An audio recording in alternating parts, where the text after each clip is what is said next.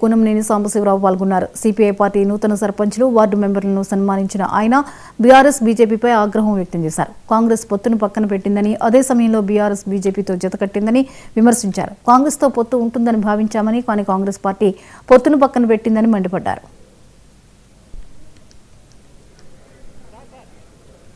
ఈరోజు కొత్తగూడెం నియోజకవర్గం అలాగే కొత్తగూడెం జిల్లాలో సిపిఐ తరఫున గెలిచినటువంటి సర్పంచులు అలాగే ఉప సర్పంచులు వార్డు సభ్యుల వాళ్ళ సత్కార కార్యక్రమం ఇవాళ ఏర్పాటు చేసుకోవడం జరిగింది.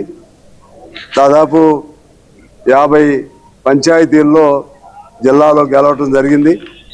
అందులో ఒక 40 పంచాయతీలు 37 మా డైరెక్ట్గా గెలిచినాయి. ఒక 3-4 ఇంకా 3-4 పంచాయతీలు మా స్నేహితులుగా గెలిచి వాళ్ళు కూడా సిపిఐలోకి వస్తూ ఉన్నారు.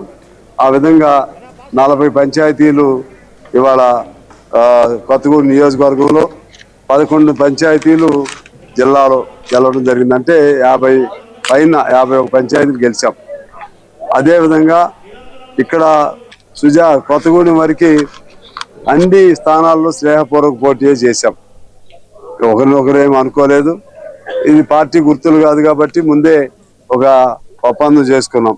కుదిరితే పొత్తు పెట్టుకుందాం, లేకపోతే స్నేహపూర్వక పోటీ చేద్దామని చెప్పి అనుకోవటం జరిగింది. ఆ ప్రకారంగానే స్నేహపూర్వక పోటీ అన్ని స్థానాల్లో స్నేహపూర్వక పోటీ చేశాం కొత్తగూడెంలో. అయినా కూడా ప్రజలు బాగా ఆదరించారు.